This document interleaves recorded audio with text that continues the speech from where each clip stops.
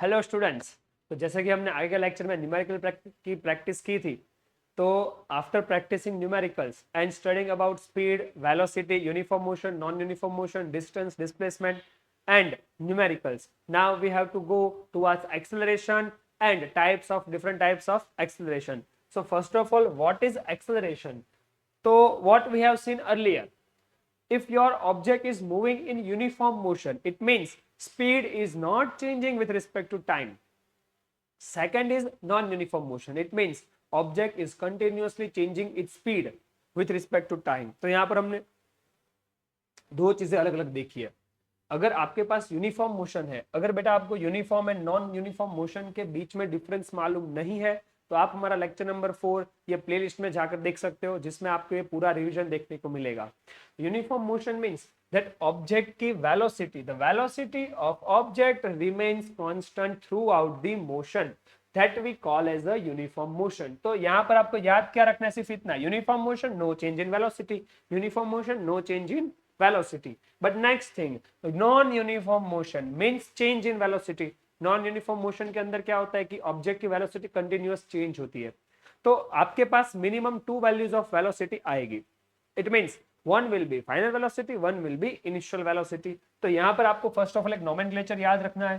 Final velocity, we will always represent final velocity with v and initial velocity with u. याद रखना है compulsory, कहीं भी आपको v एंड u लिखा हुआ मिले, it means final velocity means v and initial velocity means u. Next thing, तो rate of change of velocity per unit time is called acceleration. Acceleration means what? Rate of change of velocity per unit time. ऊपर लिखना है change of velocity, नीचे लिखना है time. फिर से ऊपर लिखना है चेंज इन वेलोसिटी, नीचे लिखना है time. Change in velocity means what? Acceleration a equals to delta v by delta t. Delta v by delta t.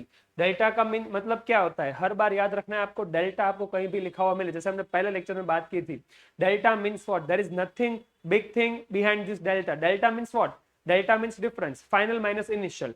Delta means different, final minus initial. So here we have delta v. It means final velocity minus initial velocity upon time. This is your acceleration. Now what will be unit of acceleration? That sir, यहाँ पर हमारे पास ऊपर velocity है, नीचे हमारे पास time है. तो velocity का यूनिट क्या हो जाता है? Metre per second divide by time का यूनिट क्या हो जाएगा? सेकंड. अब टोटल सेकंड कहाँ आएगा? नीचे. Final unit will be metre per second square. तो यहां पर आपको कौन सी चीजें आपने पढ़ी? That acceleration equals to change in velocity upon time. तो चेंज इन वेलोसिटी को क्या लिखेंगे? v minus u by t. Now formula के ऊपर से we have to make that SI unit. SI unit means what? जो हम कंटिन्यूअसली हर चीज के पीछे उसको लगाएंगे, उसका यूज करेंगे. तो एसआई यूनिट, एक्सेलरेशन का एसआई यूनिट कैसे फाइंड आउट करेंगे? Delta v means delta v velocity का unit metre per second divide by time, time का यूनिट सेकंड. टोटल यूनिट क्या हो जाएगा? Metre per second square. Next, acceleration is related with change in velocity.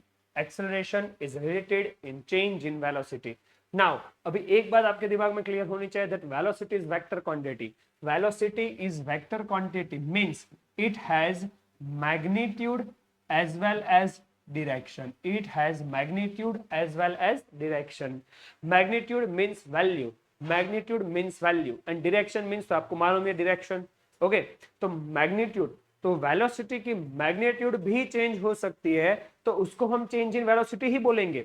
Like as an example, object is moving with 5 metre per second. आपकी गाड़ी traffic में है, 5 metre per second की speed से जा रही है. आपने एक्सेलेरेटर दबाया क्योंकि आगे रोड आपको खुली दिख रही है. Then velocity will increase to 15 metre per second. You are going in same direction. Road पे आप एक ही डायरेक्शन में जा रहे हो. पहले आपकी वेलोसिटी थी 5 मीटर पर सेकंड, आपने थ्रोटल दिया, उसके बाद आपकी वेलोसिटी कितनी हो गई? 15 metre per second. Here we have seen no change in direction but change in magnitude only. यहां पर वेलोसिटी में डायरेक्शन में कोई भी चेंज नहीं हुआ है, सिर्फ आपका मैग्नीट्यूड इंक्रीज हुआ है. The second thing, change in direction. तो ऐसा भी केसेस आता है जिसमें क्या होता है कि वेलोसिटी का मैग्नीट्यूड कांस्टेंट रहेगा बट वेलोसिटी की डायरेक्शन चेंज होगी, जो हम अगली स्लाइड में पढ़ेंगे. नेक्स्ट, तो change in velocity in terms of magnitude और डायरेक्शन और both. Regarded as accelerated motion. तो चेंज इन वेलोसिटी में कौन सी चीजें आएगी? That change in magnitude, change in direction और बोथ।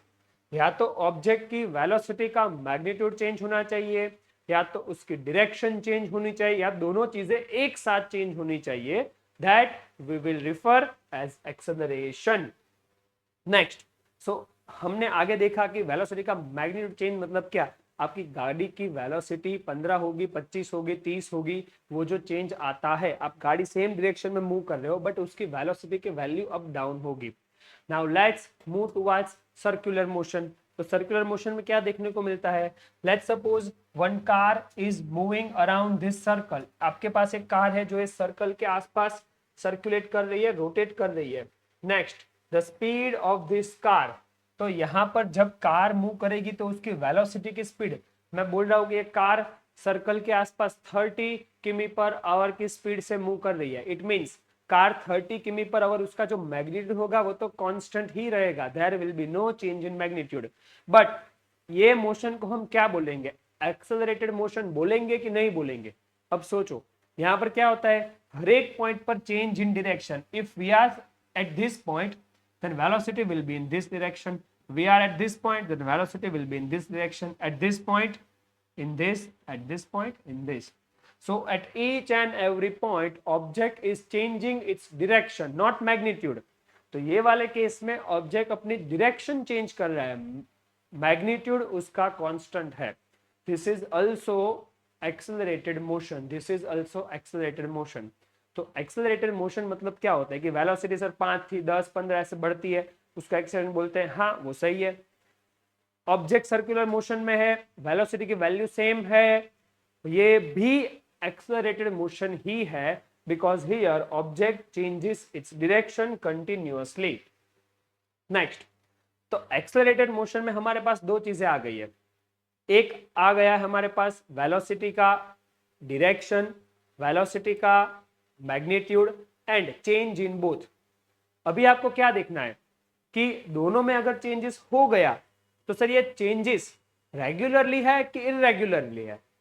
सर नहीं समझ में आया बेटा, फिर से समझाता हूं।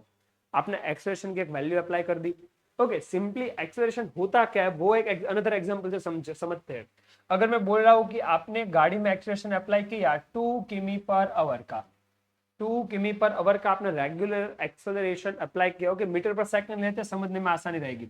2 मीटर पर सेकंड का आपने एक्सेलरेशन अप्लाई किया, तो इसका मतलब क्या हुआ कि अगर आपकी initial velocity 0 metre per second है, आपकी गाड़ी अपने रेस्ट पर खड़ी है, तो आफ्टर 1 सेकंड आपकी गाड़ी की वैल्यू 2 से इंक्रीज हो जाएगी, that v1 equals to 2 metre per second.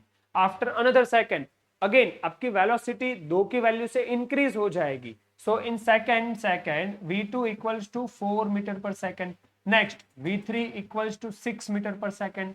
तो एक्सेलरेशन का सिंपल मीनिंग क्या होता है? That value of velocity is continuously increasing और डिक्रीजिंग, उसमें कुछ ना कुछ चेंज आना ही चाहिए।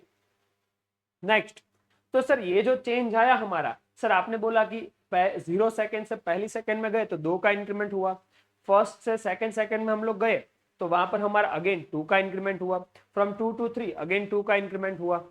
दोनों के बीच में सर हर बार 2 का डिफरेंस रहना जरूरी है क्या? नहीं, वो जरूरी नहीं है। तो यहाँ पर हमारा कॉन्सेप्ट आता है uniform acceleration and non uniform acceleration. तो इसका एक बेसिक एग्जांपल हम लोग ड्राइवर के एग्जांपल से पढ़ते हैं।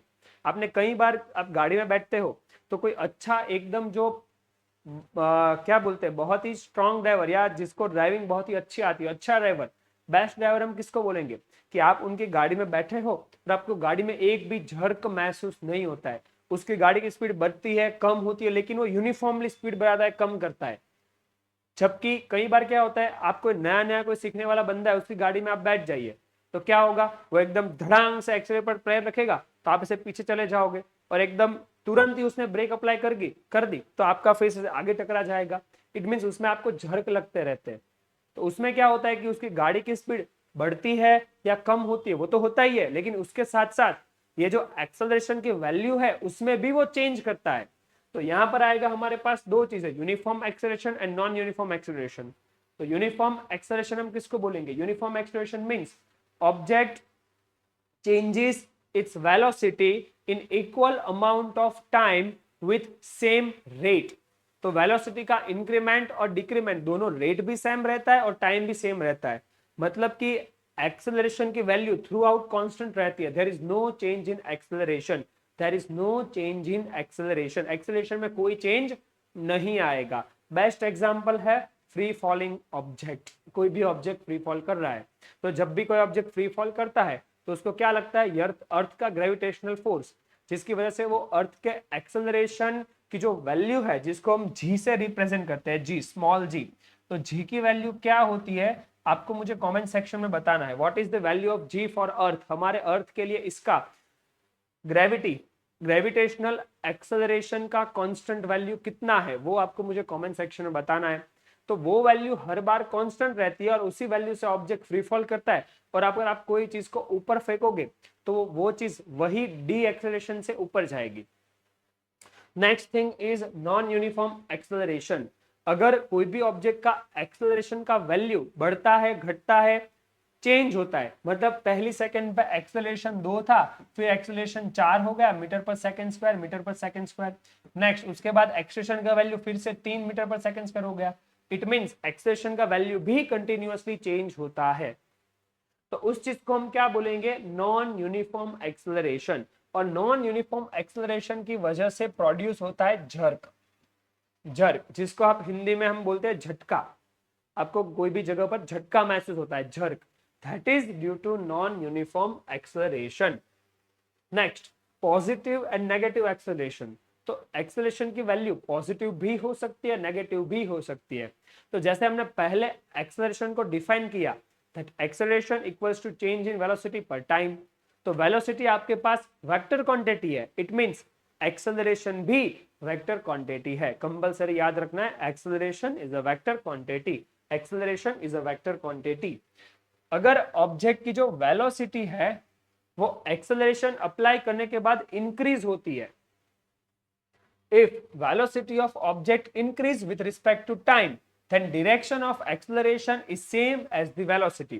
तो अगर आपका ऑब्जेक्ट आगे की साइड मूव कर रहा है और आप उसको पीछे से धक्का दे रहे हो, इट मींस आपने एक्सेलरेशन ये डायरेक्शन में दिया आगे और ऑब्जेक्ट की वेलोसिटी भी है इस डायरेक्शन में, मतलब आगे। उसका मतलब क्या हुआ कि ऑब्जेक्ट की वेलोसिटी इंक्रीज होगी। तो बस सिंपली याद रखना है, अगर वेलोसिटी इंक्रीज होती है तो एक्सेलरेशन पॉजिटिव और उसका opposite vice versa. If you are applying acceleration in the opposite direction of velocity, it means if object is coming in this direction and I am applying force in the opposite direction, it means the direction of velocity and acceleration are opposite to each other। तो इसमें क्या होगा, common sense apply कीजिए अपना।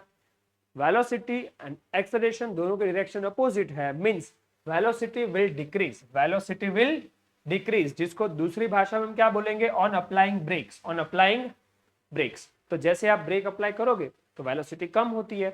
It means जैसे velocity कम होगी, जिसको हम बोलेंगे डी एक्सेलरेशन। डी एक्सेलरेशन बोल सकते हैं या फिर नेगेटिव एक्सेलरेशन भी बोलेंगे या फिर रिटार्डेशन भी बोलेंगे। रिटार्डेशन वर्ड भी हमको कई बार सुनने को मिलता है, रिटार्डेशन।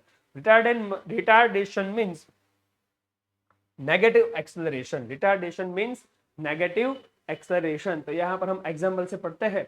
तो अगर आपने पॉजिटिव वेलोसिटी, वेलोसिटी ये साइड पॉजिटिव है और ये साइड आपने नेगेटिव में एक्सेलरेशन अप्लाई कर दिया, तो क्या हुआ, यहाँ पे लिखा हुआ है be aware there is for mud, मतलब आपके आगे मड या कोई गड्ढा है, तो आप लोग क्या करोगे, आपकी गाड़ी ये साइड में जा रही है तो आप ब्रेक अप्लाई करोगे तो वो अपोजिट में अप्लाई होगा। इट मींस वेलोसिटी आगे है, एक्सेलरेशन पीछे है, तो क्या हो जाएगा, आपकी वेलोसिटी की वैल्यू कम होगी, आपकी गाड़ी धीरे धीरे धीरे धीरे जाके रुक जाएगी। So in this case we say it as a negative acceleration, opposite में।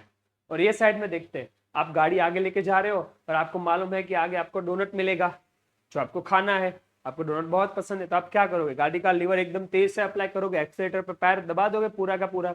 इट मींस गाड़ी जैसे आगे जा रही है तो आपकी गाड़ी की वेलोसिटी इंक्रीज होगी, तो उसको हम क्या बोलेंगे, पॉजिटिव एक्सेलरेशन। और सेम चीज आप नीचे के एग्जांपल से भी पढ़ सकते हो। तो कोई बच्चा ऐसा रटेगा नहीं कि सर ऐसे जाता है तो पॉजिटिव एक्सेलरेशन, ऐसा तो नेगेटिव, नहीं, ऐसा नहीं होता है।